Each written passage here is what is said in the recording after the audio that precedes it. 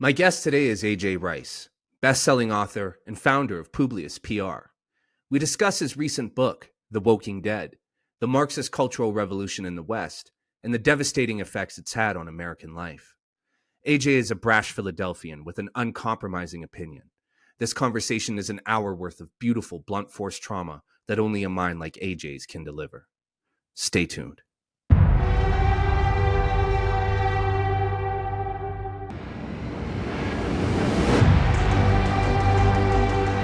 AJ Rice, man, we finally meet. Reschedule after reschedule after reschedule, but we made it, man. How you doing?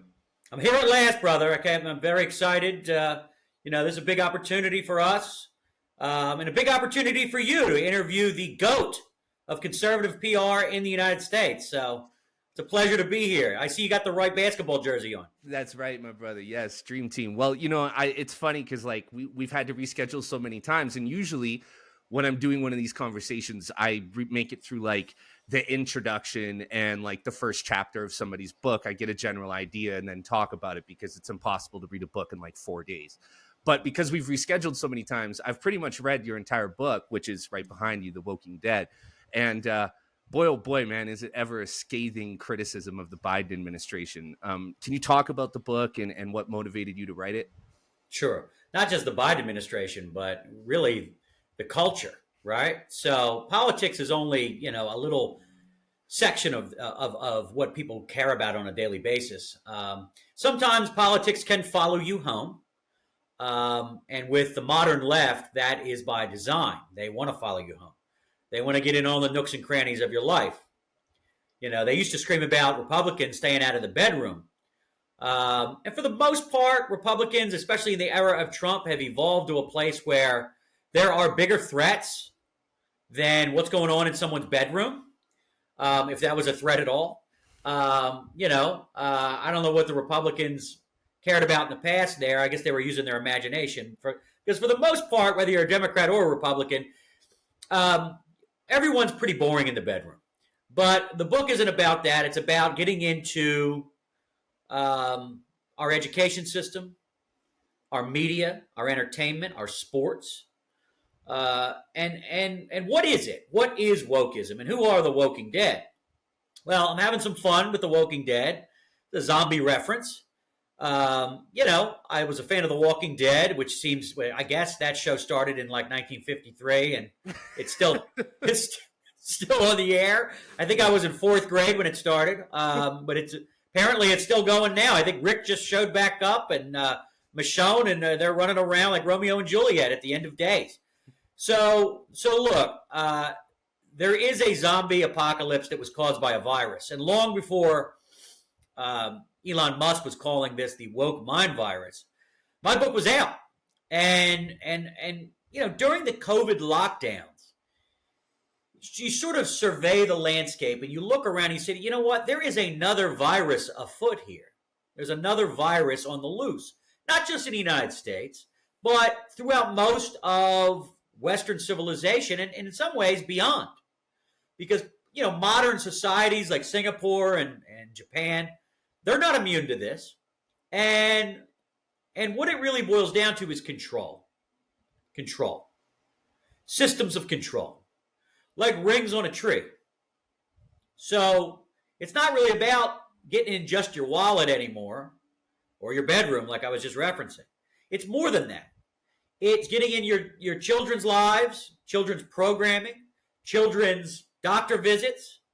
It's the NFL, the NBA. It's a tranny in the bathtub with Bud Light Pounders. It's Skittles. It's, Doritos most recently. So look, a long time ago, in a galaxy far, far away, before World War I would say it dawned on the left, the international left, and the left that was in North America, that unlike the storming of the Winter Palace and the murdering of the Romanov family and the arrival of the great intellectuals of the left, Stalin and Trotsky and Lenin and Khrushchev, it dawned on them that, if they were going to get a similar revolution in the West, whether it be in Canada or United States and other places, they were going to have to do it a different way. They weren't going to get a bunch of bricklayers and plumbers and, pipe fitters to sort of storm the White House and overthrow the government. Now, why is that? The reason is that in most places that Marxism has overthrown, first of all, they're usually dumps, or they're places that an autocratic regime or a royal family has abused the populace, and above and beyond anything else, these places, whether it's Cuba, Korea, Russia, there was no thriving middle class. No thriving middle class. So a decision was made through some philosophers, not just Marx or Lenin and Engels, but through cultural Marxism, because that's what The Walking Dead is. That's what wokeism is. It's cultural Marxism. So you have this Italian philosopher named Antonio Gramsci, which Woodrow Wilson loved, and Stalin loved, and Hitler loved, and Margaret Sanger loved, and I'm sure Rachel Maddow loves today. I'm sure, most of the digital brown shirts sitting in Silicon Valley, although they might not know who this person is, they are doing his handiwork. Now, what is that? Well, if you can't get a traditional Marxist overthrow because the middle class isn't going to go for it, because in Western civilization, when you have a thriving middle class, the people aren't discontented. They're not just going to storm the Bastille. You got to get them another way. So how do you get them? And your audience knows this. This is why shows like this have to exist. You get them through early radio, not just Father Coughlin, but propagandists. Early propagandists. You get them through Broadway. You get them through the silent picture industry, and then the talkie picture industry, as they used to call it. And obviously, Hollywood, it went on from there. Right? You get them through the public sector unions. You get them absolutely through academia, where you can pump the little skulls full of mush with all these philosophers I just named under the guise of education and academic freedom and, every other piece of bullshit that the left wants to feed the dummies in the West. And obviously they found home in the Democrat Party of Wilson and Sanger and then FDR and so on. There's been some exceptions. I don't think Harry Truman and John F. Kennedy liked communists. I don't think, certain writers that as you move into the 21st century, there's been some people, even today, that have sort of blown the whistle on some of this garbage. But that's the goal. It's to do the long march, right? So if you start before World War I and you come to today, it's about 100 years later, give or take, and, the people I just named, entertainment, academia, the public school system, these are the same villains that have sent forth the Walking Dead to eat our brains today. And they're doing it. They're succeeding. They don't always succeed. One of the ways they succeed now, in a way, whereas in the past, Mussolini and Lenin and, Nikolai Chechenu and every other crazy Marxist, Ho Chi Minh, they never would have dreamed of this thing that you're all watching us on right now, called the internet. Imagine, with the help of the real brown shirts, the digital brown shirts, coming together and looking for people's livelihood. They deplatform. They demonetize. They shadow ban. They do this, and they love it, and they're picking winners and losers. And if you complain, you go to the camps, and the camps may be digital banishment. Digital banishment. That's what they do. So who are the Walking Dead? Traditionally, they are cultural Marxists. And wokeism in 2024 doesn't just come in one or two varieties, you know? Cultural Marxism, I mean, Marxism in general had an Asian variety, and it's got a Latin American variety, and it's got an Eastern European variety at the time the Berlin Wall was still up. So, but with the culture, they got to get in. They got to get in. They got to find out how to get in. They could get in like a tapeworm. They could get in like termites in your house, your termites in your children's brains, digital termites going through TikTok, right? Skittles and tranny Bud Light and God knows what else, right? They're trying to get you. Now, people are waking up. Thank God, you know, the left decided to attack the one group that was always traditionally kind of on the left that, I mean, their entire purpose of this group of people and their occupation is quite frankly, the antidote to a healthy society, just keeping society healthy. And that is comedians. They made a fatal mistake, attacking comedians, because that forced people that had no problem telling their jokes, pissing off the Catholics, pissing off the evangelicals, pissing off people that want to have 7 or 8 kids. Instead, they start attacking Dave Chappelle, whoa, Ricky Gervais, whoa, Bill Maher's into it. Bill Maher's not a fan of any religion. But Bill Maher knows he can make fun of the Jesuits all day long, and they're not going to jump out of the bushes and stab him like Sunni Islam will in some of its Wahhabi varieties. I mean, his friend, Salman Rushdie, you know, not exactly a man of the right, you know, wrote a book 30 years ago, The Satanic Verses. He's making fun of Muhammad. He's making fun of Islam. And you know, authoritarians are patient, man. They're patient. They will wait. Some kid stabbed Salman Rushdie. He wasn't even alive when that book came out because there was a fatwa out on them. Now, there's a fatwa out on Chris Rock. There's a fatwa out on Dave Chappelle, on many, many people. Now there's one on Michael Rappaport. Believe me. And they're learning. They're learning. I think it was Penn Jillette or somebody said once, I read or saw in a documentary, that you know that true authoritarianism has arrived when the comedians are scared, when the court jesters are being hung, right? I mean, look, Aristotle wanted them banned. Aristotle and Plato, they wanted them banned. Mainly Plato. Stand corrected. He wanted them out. Artists, comedians, he thought that they sickened society. They brought down the immune system in society. Oh no, they are the immune system. And they are the sort of first recorders of history. So cancel culture, the Me Too movement, Black Lives Matter, the social justice warriors on college campuses, Antifa. These are the foot soldiers of the cultural Marxists. These are the people trying to control our behavior, what we talk about, whether or not we can make money online. And it's by design.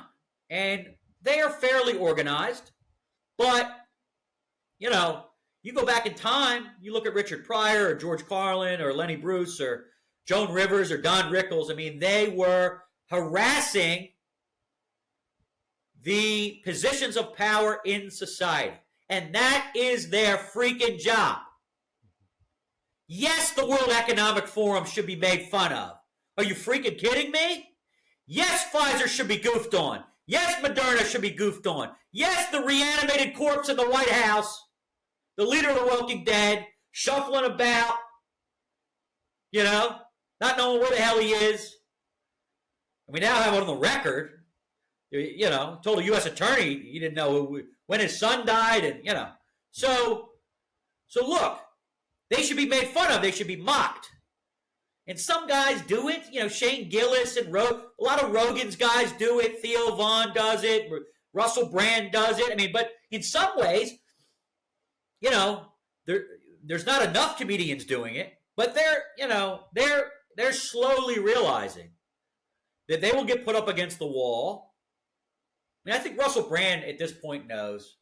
Rogan knows this. Maher knows it. Chappelle definitely knows it. That, you know, when they come, you know, you're going to be... Bill Maher knows he's getting put up against the wall next to Tucker Carlson. They're not going to differentiate. Yeah. Right? Michael Rappaport knows he's going up against the wall next to Ben Shapiro. And Naomi Wolf. Look, there are Democrats or traditional liberal types. RFK Jr. gets it. Trump gets it. Vivek gets it. DeSantis gets it. I mean, look, and why are these four guys so popular? Why were they? Why were they the only people that really had any balls and clout and traction? Because they're all against the Woking Dead. It's the one thing. It's the unified theory of wokeness, right? They're against this because they're all, and look, they're not all the same flavor of ice cream themselves, right? But they all understand that we're all going up against the wall and we're going to be canceled. If these people that want to control our language, they want to control where we work, what movies are made, what music we listen to, right? If they have their way, we're cooked. We're all going to be in the freaking left-wing cauldron together, right? With Kamala cackling, right? With her fucking broomstick, just swirling us up in the freaking black cauldron. Really? That's where we're going. And we're all going together. I'm in there, you're in there, Naomi's in there, Ricky Gervais is in there. We're all going in there. And, you know, Eric Clapton, Van Morrison, I can give you a whole group of people. We're all going. We're all going, right? Wahlberg, Gibson. It's insane. So we have to fight back. We have to push back. One of my mentors was Andrew Breitbart, and you know, we could really use him right now. Quite frankly, we could use a lot of people that aren't with us, Limbaugh included. And he used to say, "Look, Bryce, nobody gives a shit who's running for, you know, dog catcher in Des Moines. They care. The American people swim downstream from culture.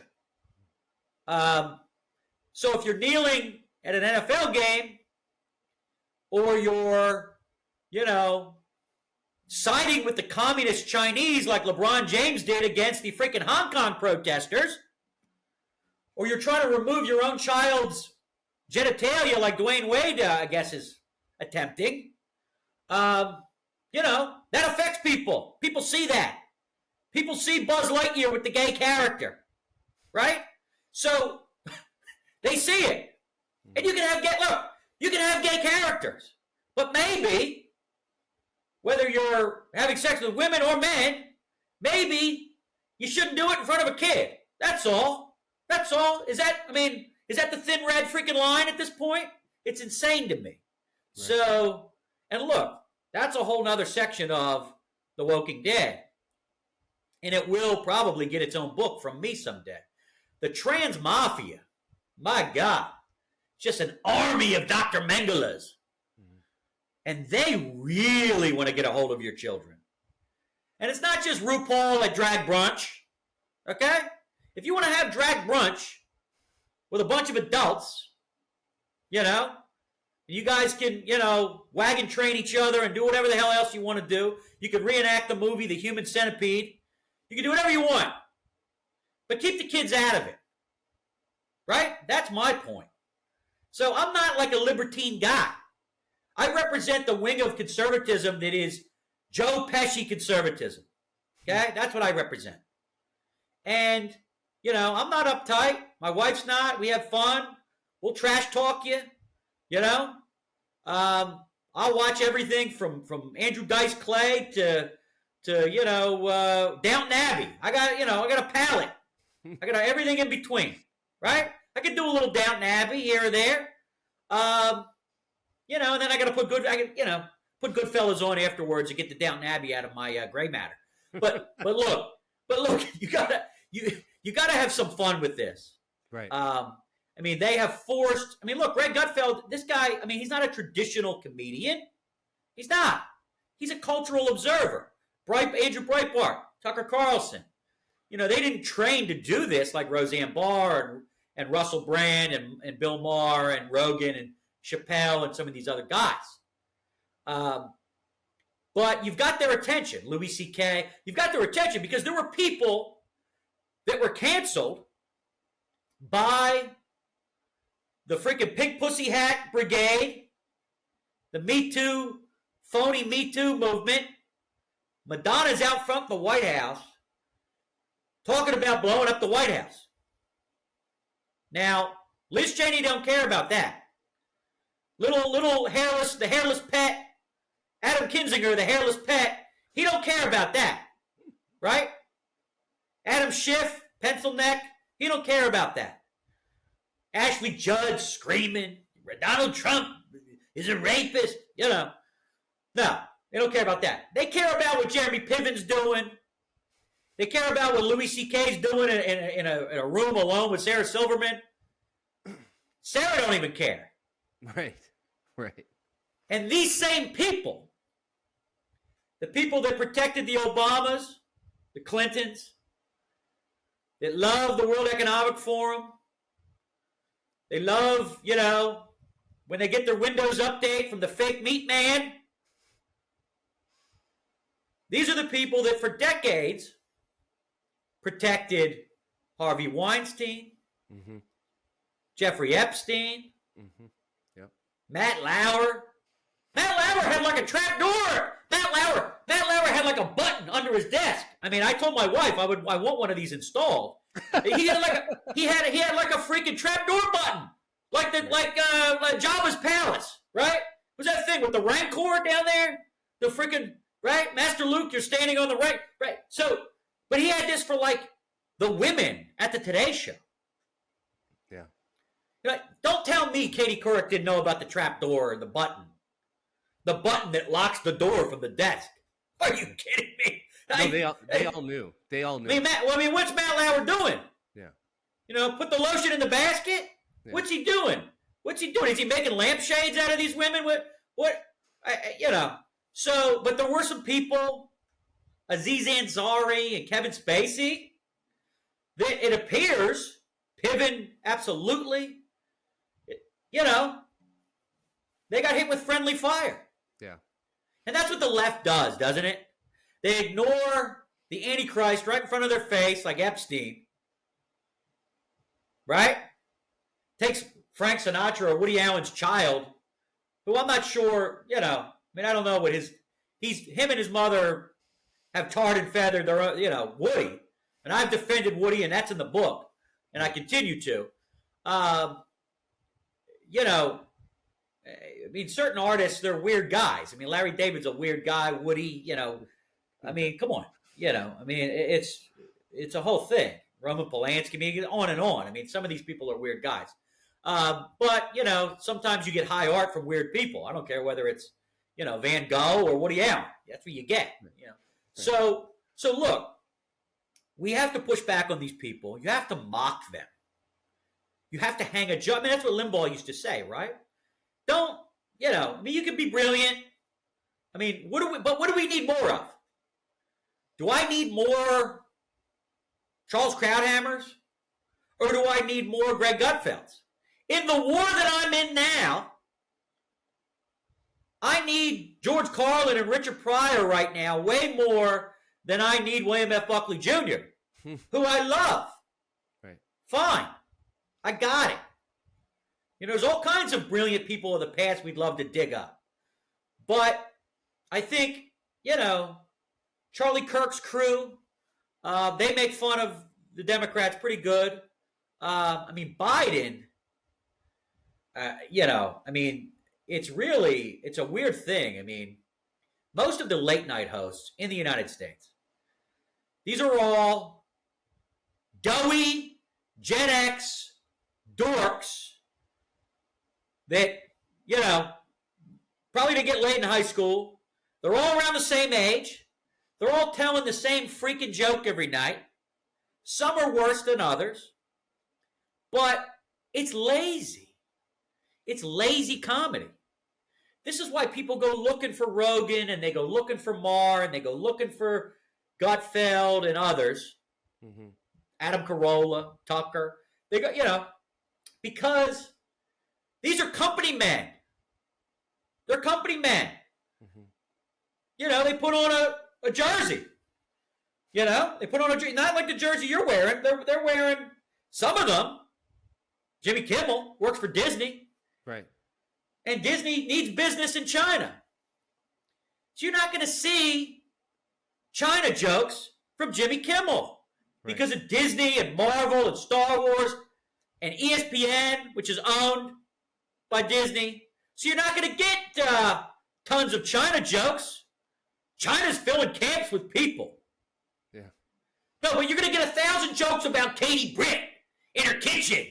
Oh, we're so fucking avant-garde. Katie Britt jokes. Okay. All right. Right. Fine. Scarlett Johansson's going to make fun of Katie Britt. Got it. We could deal with a little bit of that. Fine. Everyone should be mocked, including us, including you and I. Right. So, and I'm sure people that will watch this will mock us. Good. But be an equal opportunity offender. Yeah. Right? Hit everybody. Yeah. Hit them all. The problem with, and dude, you just hit on something that I've been actually really thinking about a lot lately is, so in Nazi Germany, Hitler specifically selected all the art that was displayed. He was a failed artist himself. I wouldn't even call him an artist. He was just kind of like a sketch guy. And so they had. Wait, was he better or worse than Hunter Biden? I mean, who? I'd say they're about at par in terms of ability. Okay. But he personally selected all of the art that was on display at their art galleries and museums and such. And the German people fucking hated that art because it wasn't art. There was no imagination. Sure. It was colorless. And so what they did was they opened underground art galleries. Right. The Goebbels had to shut those down because Right. they would have lineups around the block. Now that's emblematic of what's happening now, right? Nobody's watching Kimmel or fucking, Jimmy Fallon or Stephen Colbert, right? Colbert, or really any of the comics that play it safe, right? Like Hannah Gadsby is a good example of woke comedy. I don't know if you've ever seen any of her specials, but it's not comedy. It's not funny. No. Right? No. Because comedy, when you write comedy, and I'm not a comedy writer, but you're required to pick at the cultural, abnormalities, right? And so people like Rogan and Shane Gillis and Dave Chappelle are so big because that's what they're providing. So no matter how many times they attempt to cancel these guys, it just makes them bigger because what they're pushing against is the exact fucking machine that everybody hates. And it's the same thing that happened in Nazi Germany with art galleries and art displays.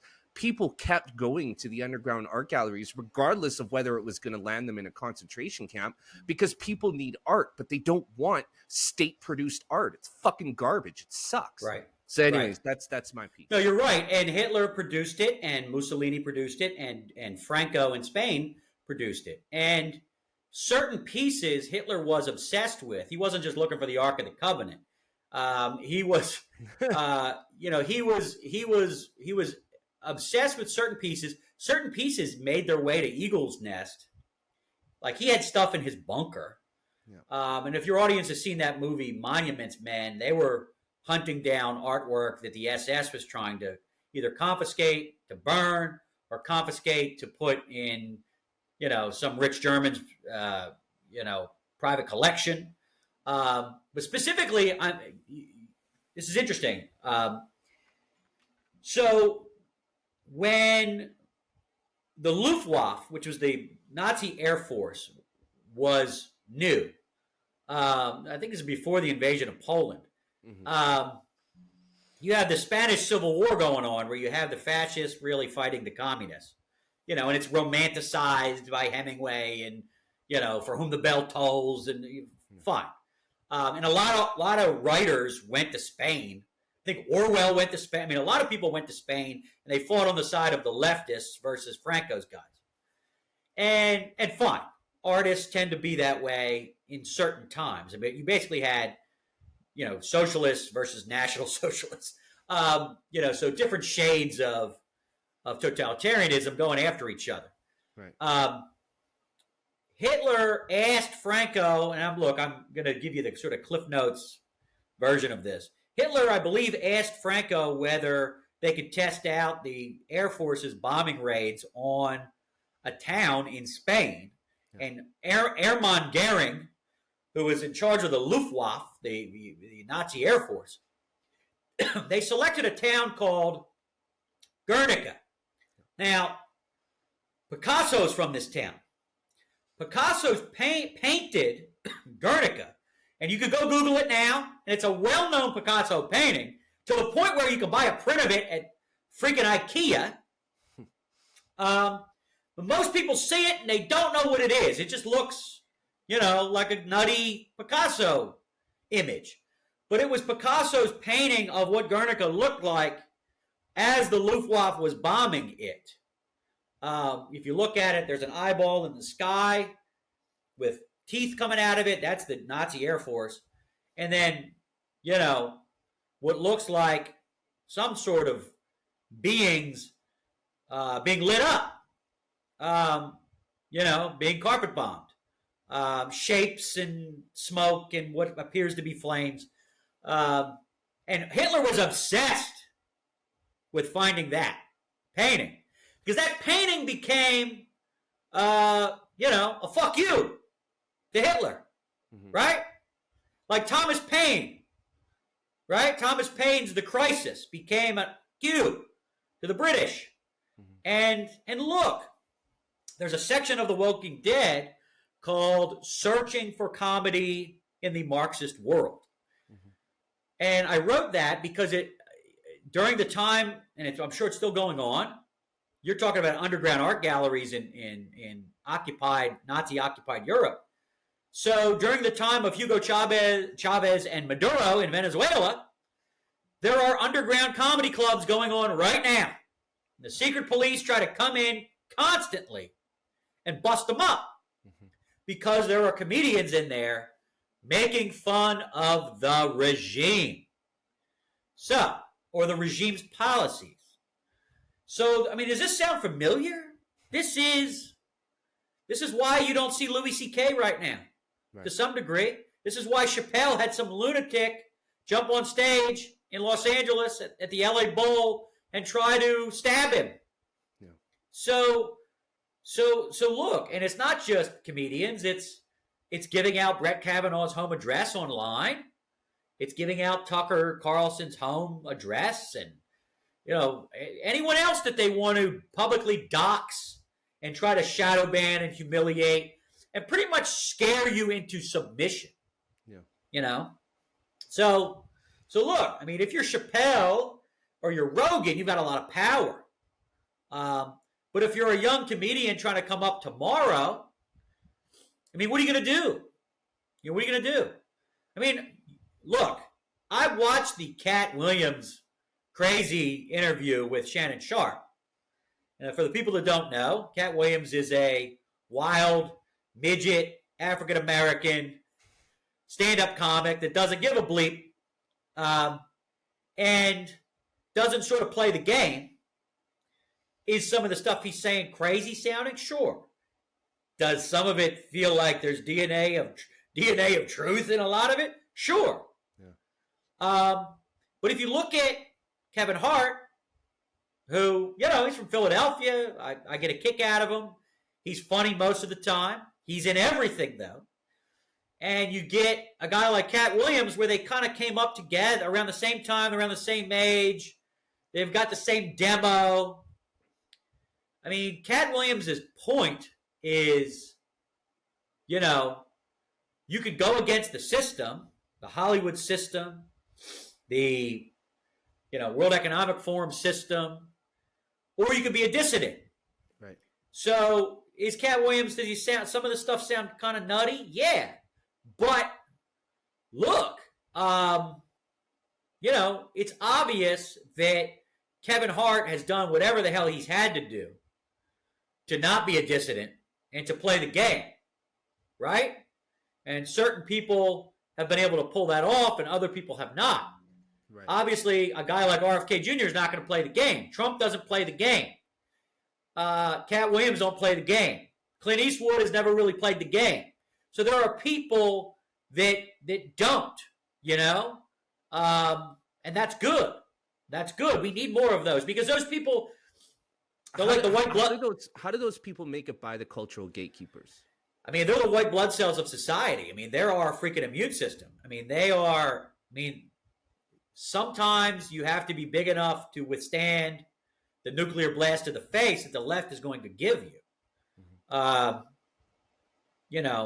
But many people, if you're coming up tomorrow, you have to make a choice. You're going to go and just be the anti-woke. It's like Jerry Seinfeld says. Jerry Seinfeld's by no means some kind of Reagan Republican, right? Mm-hmm. But Jerry is annoyed by this. Jerry doesn't use profanity. He's a very clever guy. He's one of the greats. And, he has said, look, you can make a joke about anything, but the key is it better be funny. Yeah. It better be funny, right? You can make Holocaust jokes, but it better be funny, right? You can make black cowboy jokes like Mel Brooks in Blazing Saddles, which Richard Pryor helped write. Mm-hmm. But it better be funny. It better be funny. You can make 9/11 jokes. You can make trans jokes like Chappelle does, like Ricky Gervais does. Gervais was talking about, he was making fun of Greta Thunberg. So it better be funny, though. It better be funny, because if it's not funny, that's the key to everything. So it doesn't matter whether you're Chris Rock or Jerry or Larry David or whoever. You better be funny. That's the key to everything, because comedy is, tragedy plus time equals comedy, right? That's one definition. Or, it's really the transference of horror into humor. Mm-hmm. That's the goal. Joan Rivers didn't give a crap. She didn't. It's a shame she's not around to see some of this. She was very good friends with President Trump. She won Celebrity Apprentice one year. Right. But she had no love. She had no time for Michelle Obama. She was calling her all kinds of funny. She was calling her, instead of Jackie O, calling her Tranny O or something. She was calling her all kinds of names. And she had no patience for Hamas or Hezbollah. Was she some Orthodox Jew? No. Does she come from Jewish background? Yes. Was she pro-Israel? Yes. Did she have freaking common sense? Yes. So look, and you see some of these left-wing Gen X Jewish comedians coming around, like Sarah Silverman and Michael Rappaport and Chuck Schumer's chubby niece, Amy Schumer. So you see some of them, and they're starting to go, hey, wait a minute. I was a Bernie Sanders supporter, but all these Bernie Sanders supporters are all pro-Hamas. How did that happen? Yeah. We could get into how that happens, because authoritarians they kind of flock together. Yeah. They do. But look, you have to be funny. That's the key to everything. You have to be entertaining. I run a PR firm. I don't just write books and come on Brave New Normal. That's what I was going to ask you, is because you run a PR firm. You're in this world, right? Like, you have to deal with these people all the fucking time. All the time. And so how do you navigate that? Well, the difference between me and other PR firms is look, I play the game. So I do interviews. I write books. I'm a columnist. I'm in the mix. I'm in the arena, right? With Teddy Roosevelt. And, no one wants a coach who hasn't played the game. Right. They don't. They're not going to trust you. So one of the reasons I have the biggest stars on the right, and I do, and you can freaking Google me, I'm not blowing smoke here. I've got everyone from Donald Trump Jr. to RFK Jr. as my clients over the last 5 years. Because you have to have someone that knows the landscape and can navigate it and understand where the threats are coming from and why. Right? There's plenty of bootlicker, PR firms. They're just going to blow smoke up your ass and, take your money. But they're not going to be, in command and control mode like I am, trying to get you to that place you need to get to. Because I don't really even come from this world. I mean, most of the jobs I've had for the last 25 years, I've invented on the fly, including, best-selling author. So, I mean, but look, I will tell you, some clients are more difficult than others. Most of them get it. Most famous people have to be a little bit like an egomaniac to some degree in order to get to where they are. Yeah. Somewhere, right? Most of these people are not, Emerson and Thoreau, right? They're not transcendentalists in the woods, right? Right. So, so if you can display a little bit of that, DNA that they recognize in themselves, you will be able to win over the locker room. People talk sports metaphors, and it's like, certain people, certain coaches, they lose the locker room, And once you've lost the locker room of your team, you're cooked. You got to go, right? You got to go. And you might have won a championship in that place, but it doesn't matter because in sports, it's like, what have you done for me lately? I mean, eventually, Phil Jackson, Pat Riley, they had to move on. Right? There are some people that stay forever, Red Auerbach and John Wooten, some of these people, right? But Coach K. But, you have to, you have a certain time period to keep your troops in line. So, that's what we try to do at Publius PR. We're not total a-holes to everyone, but I'm the bad cop. Because I stop people from doing something stupid, in most cases, that could hurt their public persona or brand or whatever it is, And the left doesn't like me. I mean, some of my fictional idols are like Ari Gold from Entourage and Jerry Maguire. Right? So there's a certain level of obnoxiousness that when you're in the harassment business, because that's what public relations is, you can make some enemies, I guess, but I don't really answer to anyone. I'm not corporate PR. Yeah, well, that's there's no lawyer at McKinsey, watching me every day, right? Right, but I mean socially, because I worked at a Big Five film studio for a decade, right? And I know the social and political atmosphere that you're operating within, right? Sure. Whether you like it or not, eventually you come in contact with these people who are exactly what you described earlier, sure. Right? People who can't even fathom working with somebody who disagrees with them on, on any aspect of their ideology whatsoever. Right. So I just find it fascinating that you're in that world and you are who you are, because, I mean, 90% of those people must be terrified of dealing with. Well, look. There's a couple different PR worlds, right? And even on the right, even in the right of center PR world, there's a couple lanes.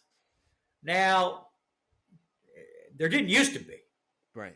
But Trump and RFK have created, and DeSantis to some degree, they've created this whole new piece of the pizza that people want to eat. And the swampy deep state, endless wars, neocon, I have a gay friend, aren't I wonderful? That little, sliver of right of center world is shrinking by the day. And they all kind of listen to each other. They're all the tokens on CNN and MSNBC. I have some friends over there, or they joke with me now, but I don't get hired to do their books about why, Trump's the devil, Trump's the devil. Right. Some of them I came up with in the Bush and Obama years, W and Obama years, and a little bit at the Bill Clinton, in the end of Bill Clinton years.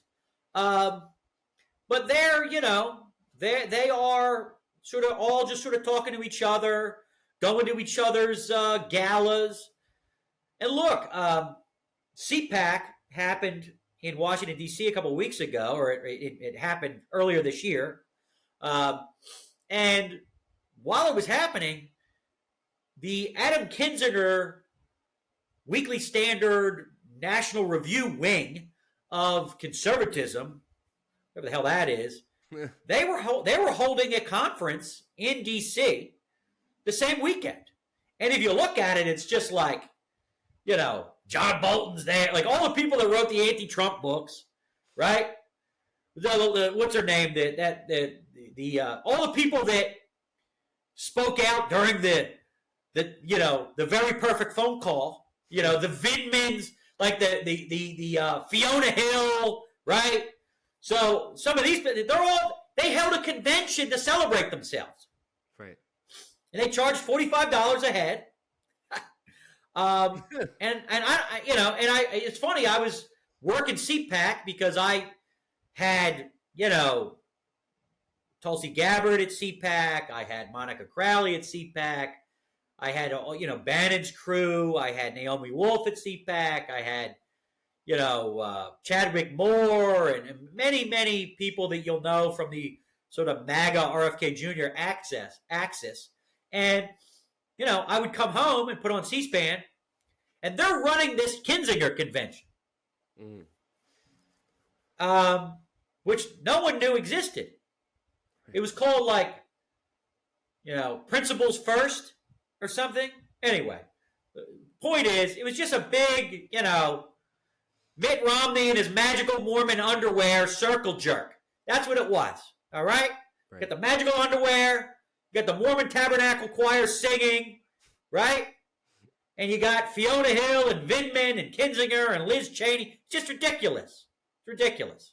So look, that's where we're at. I mean, how do I operate? I mean, look, the Hollywood side of PR and the Silicon Valley side of PR, I mean, they're not reaching out to me. I never have to be in the room with them. I mean, I'm basically Darth Publius to them.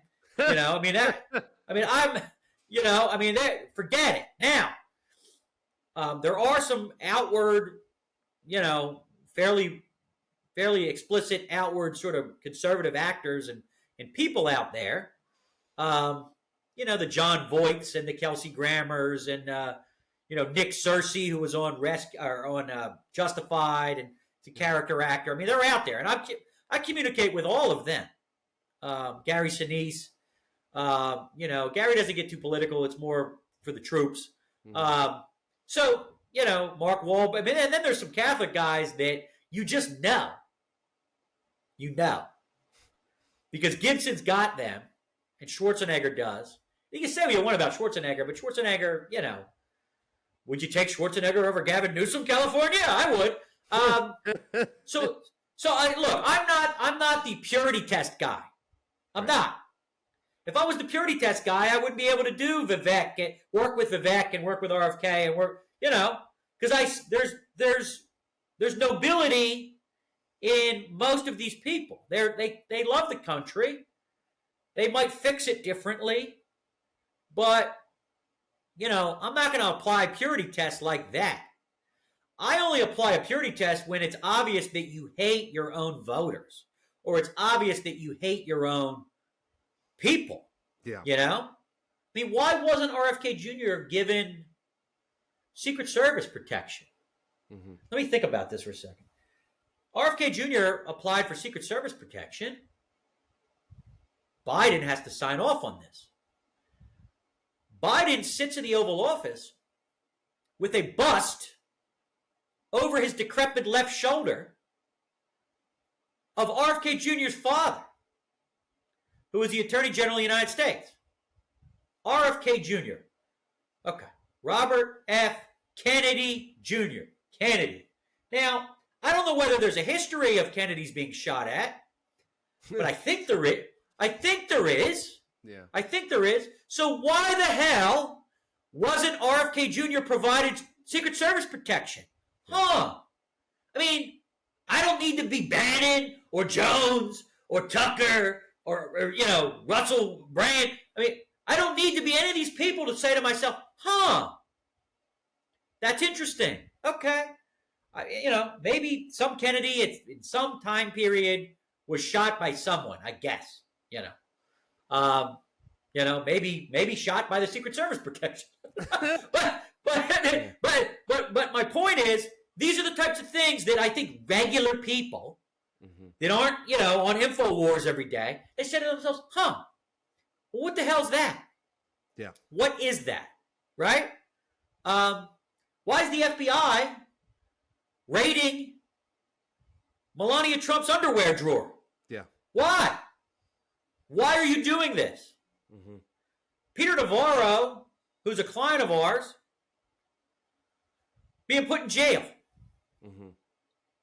Paul Manafort was put in jail. We did his book after he was, Roger Stone. What's with the Andrew Tate attacks, and what's with the Russell Brand? It just looks to me like there's a target, and the target is a disruptor. Yeah. The target's a dissident. Naomi Wolf was investigated by two governments. Yep. The British government and the United States government. There seems to be a pattern here. I don't think I need to I don't think I need people to start unzipping their face. Their lizard people come out. Certain people are being hunted. I mean, look, Elon Musk, doesn't have a home. He just sort of, I don't know what he does. I guess he just floats around. And that's probably good. Because if you are a disruptor like that, they may come for you. Yeah. And you could be Salman Rushdie. Yeah. You could be Naomi Wolf. You could be Tulsi Gabbard, who's, working for Putin, according to Hillary. If you don't sing from the song sheet, you better get in line.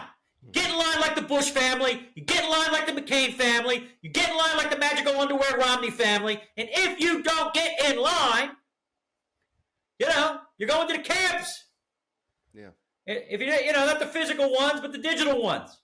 The digital ones. The digital banishment camp. The deplatform camp. The demonetized camp. The shadow ban camp. And, look, in order to operate in most of our digital space, you have to pretty much sign a user agreement. Right? User agreement. I want to make a phone call.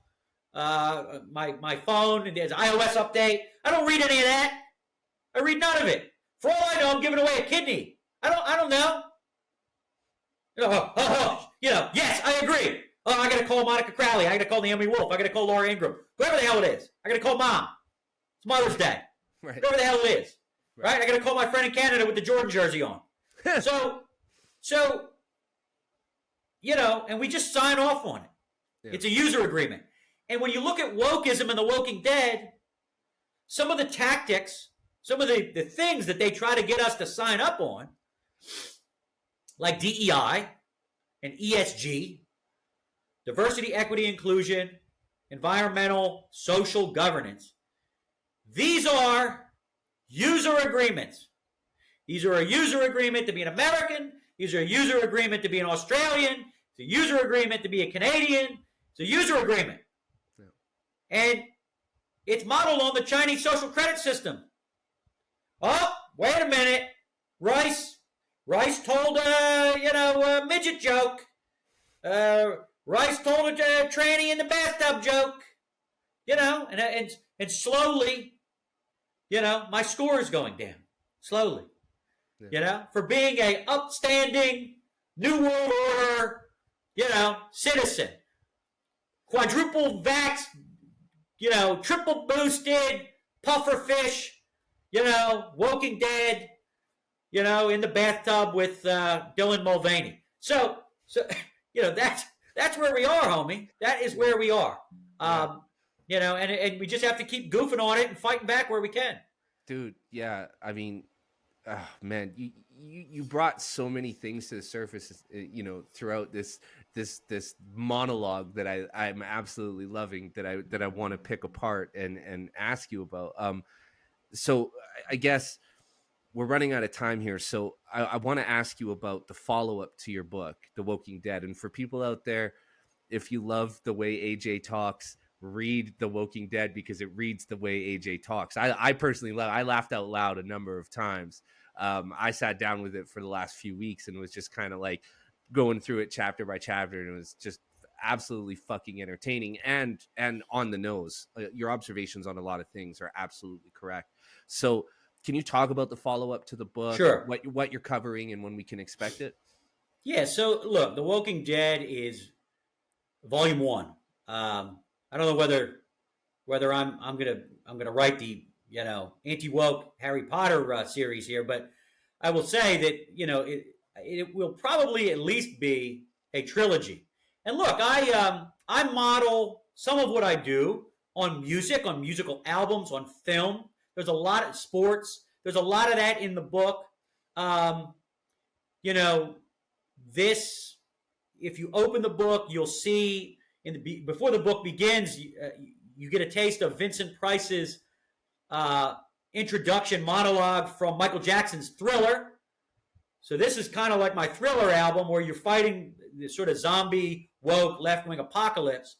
And I cover a lot of ground in this, but while I was doing it, it dawned on me that I need to dig deeper into the primary colors, because look, wokeism is like the Crayola 64 box, but there are some primary colors. And one of the primary colors really involves race, and some big lies that have been told in the last 5 years, 6 years.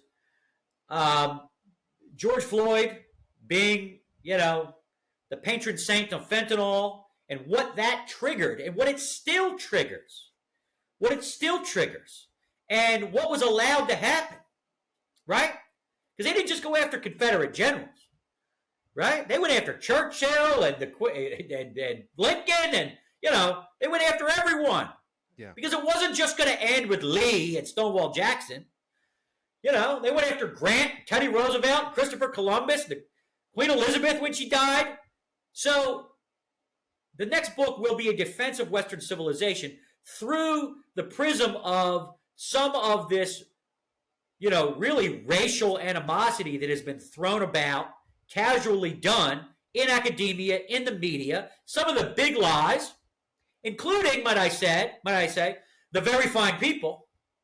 The book, this next book, and I can't give the title away yet, but let me just say, this next book, volume 2, will be dedicated to the very fine people on both sides. Now, what's that? So this is Trump's Charlottesville speech. Remember when Trump said that the neo-Nazis were the very fine people? Right? You remember this lie? Biden ran on this lie. They're running on it again. Recently, Michael Rappaport was on with Patrick Bet-David on his podcast, and he said, look, I was misled. Trump wasn't talking about the very fine people that are neo-Nazis. He was talking about that there were legitimate arguments on both sides of the Charlottesville debate. People that were working at UVA's historical department that didn't want the freaking statue torn down of Robert E. Lee. They wanted to move it to a museum. And if your school, if your community votes to remove a statue and put it somewhere else, if you want to rename every elementary school in the United States Michelle Obama Elementary, and you want to take down Christopher Columbus and put a statue up on private property or on school property, and you take Columbus down, and you want to put someone of great Native American heritage like Elizabeth Warren up? You want to put a statue of Elizabeth Warren up instead of Columbus? Put a statue of Elizabeth Warren up, right? But it's just interesting. It's interesting. They didn't stop with the Confederate generals. So the next book is going to get into some of this race stuff. We're going to talk about the very fine people, because there are a lot of them, and they're on both sides. And we're going to sort of throw some cold water on some of the big lies, race lies, that have been told. And look, I'm from Philadelphia, so I'm going to have a lot of fun with this. I'm going to, and the book is going to be laid out in 12 sections, and each section will be a month of the year. So it'll start with January, and it'll go to December. And we'll tackle Black History Month, and we'll tackle the 1619 Project. We'll have some fun with the Obamas, and even cultural stuff. Even stuff that's supposed to bring us together. Like sports. Now I'll leave you with this. You're wearing Michael Jordan's jersey from the Dream Team. Michael Jordan, and quite frankly, Kobe Bryant after him, and I wrote about Kobe in The Walking Dead. These were athletes that knew that they were entertainers first, and they wanted everyone to participate. They didn't want to alienate subsections of society. And Jordan is obviously the GOAT. LeBron's not the GOAT. Kobe is not the GOAT. Kobe, if he was alive, would say Mike's the GOAT. But with some of the GOATs that are currently alive, whether it's Tom Brady or Tiger Woods or Michael Jordan, they were the greatest of all time. And the reason they were is because they were the greatest of all time for everyone. Not just for Oprah and The Rock and, Spike Lee. They were the greatest of all time for everyone. Every possible viewers. Which is not what the Kaepernicks of the world want. And LeBron, the LeBrons of the world, they don't want that. They don't want your money. They don't want it.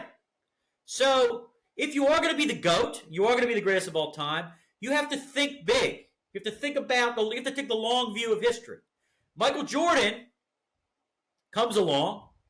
Now, he famously said, Republicans buy sneakers too. He comes from a family, Wilmington, North Carolina. They have faith. His parents stayed married. His mother was a strong personality, quite arguably maybe a genius. And, Michael Jordan was not just here to teach black children that they could fly. He absolutely did. He was here to teach all children that they could fly like him. Mm-hmm.